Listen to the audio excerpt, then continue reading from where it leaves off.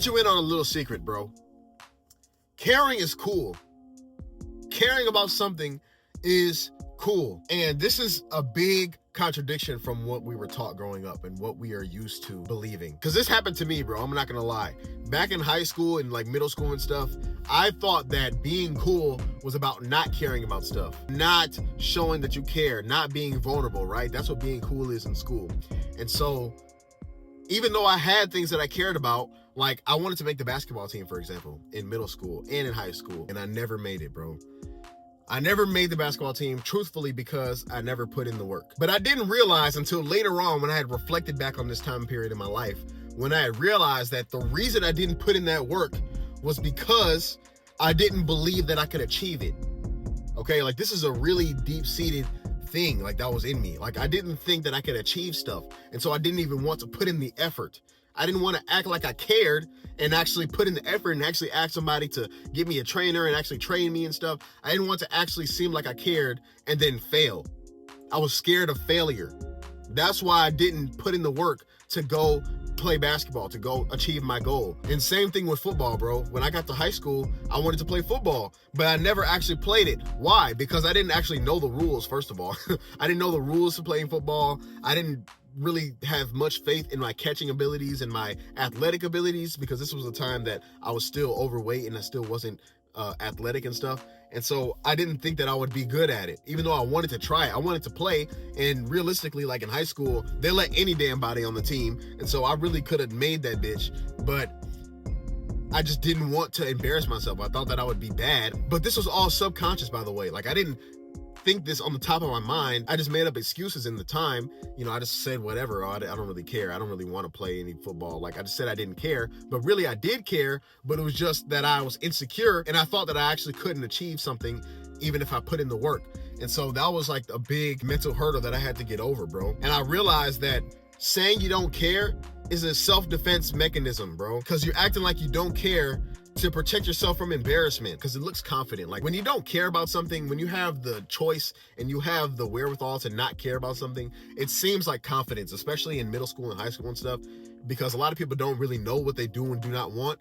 And so it's like, if this person thinks he doesn't want that, it's like, no, I'm good. I could do that, but I don't want to. It seems like he's confident. Like, it seems like he's sure of himself. Like, ooh, he's choosing not to do that. In the warped brain of a high school teenager, people associate stuff like that with confidence, and everybody wants confidence. In that era of life, everybody wants to be confident, everybody respects confidence, and everybody kind of envies confidence. But in reality, that is not confidence. That is not confidence, just not doing something just because you don't want to get embarrassed. And I remember basically my reasoning being for not trying certain things. It's like, if I didn't try, then I can't fail, because I'm not even trying. I didn't even try. I didn't even want to do that, so I didn't fail.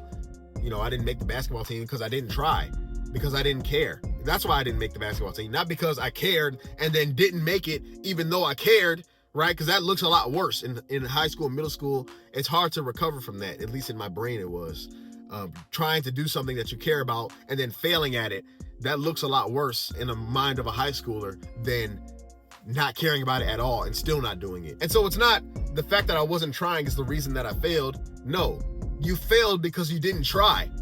I failed basketball. I didn't make the basketball team or the football team because I didn't try. Had I tried, had I put in one summer's effort of work, all it took was one summer of me practicing dribbling skills, one summer of me shooting a few hundred shots a day, and I would have made the basketball team easily. And same thing with football. I could have genuinely made the football team. Football has so many players that you can just join the team. I didn't even have to play. I could have been on the team and still been around the camaraderie and stuff. You know, that's what I wanted, low key. I wanted that stuff, but I didn't think that I could get it through football because I knew that I was bad at it. And so I didn't even try to make it. But had I tried, I would have made it, bro. I was like 6 foot. I had a little bit of muscle, not a lot, but I had a little bit of muscle.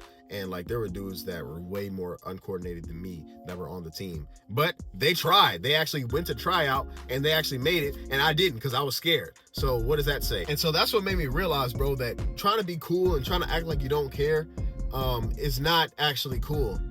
Just being nonchalant, acting like you don't care about stuff, acting like you're unbothered and detached and stuff, that doesn't actually equal coolness. It does in high school. People think that that's cool, but it's not genuinely cool. That's not what equals success in real life. And success is what makes you cool in real life. Okay, so all the stuff that makes you not successful is what makes you cool in school. So what does that really tell you about school? What does that really tell you about this environment, this bubble that you're in? Because I think a portion of this mental framework in high schoolers and stuff comes from the fact that they want to make things look effortless, because they see stuff like when you watch Steph Curry shoot, it looks like it's effortless. It doesn't look like he even tried, right? It doesn't look like when Obama is giving a speech, it doesn't look like he's nervous or anything. When Chris Brown is on stage dancing, doing all this stuff, like it doesn't look like he's nervous. It doesn't look like he's even trying. Like it's just so easy for him. And so people look at that and they think that they can replicate it. They think that they can have the same effect, have the same success as other people without trying. Even though those three people, Steph Curry, Chris Brown, Obama, they tried a lot. Like there's so many unseen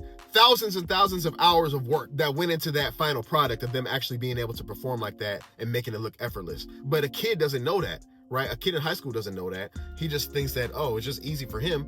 Everybody that's successful, it's just easy for them. And so maybe it could just be easy for me. But no, it's not easy. Life is not easy. You have to actually try in order to get stuff done, in order to get stuff accomplished. And so that's why being cool in school is not going to actually lead you to success in real life, because success in real life requires effort. It requires care. Those three guys, they care a lot about their craft, and that's why they put in so much work in order to get good enough to where it looks like they didn't try. And so when I actually started to care about being the best version of myself that I could be, start caring about my health, start caring about my goals, when I started actually caring about life, that's when I started to become cool. That's when I started to actually progress in life. That's when I started to actually make some moves and actually move forward. And that's when you start to feel confident. That's when you start to feel like you're genuinely cool, because most people are not doing shit like that. Most people aren't doing the shit that I'm doing.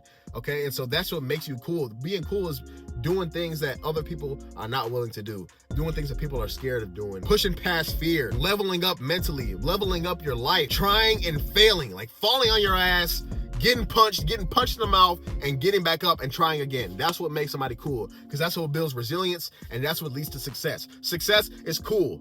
Okay, that's the bottom line. And so the shit that makes you successful is what makes you cool, which means passion is cool, having routines is cool, reading books is cool, stuff like that. Like things that actually progress you further in life. Looking people in the eye, having eye contact, actually making connections and actually being present in conversations. That's what's cool. Not just acting like you don't care, acting like this shit doesn't even matter. I got other shit to be doing right now. You know, if you're in a conversation and you're acting like that, that doesn't make you cool. That person doesn't want to get to know you ever again. They want to get away from you. So you got to start letting go of that fear-based version of cool, bro. That's not going to lead you anywhere past high school. And high school doesn't mean shit. So start caring about stuff and don't stop caring about stuff.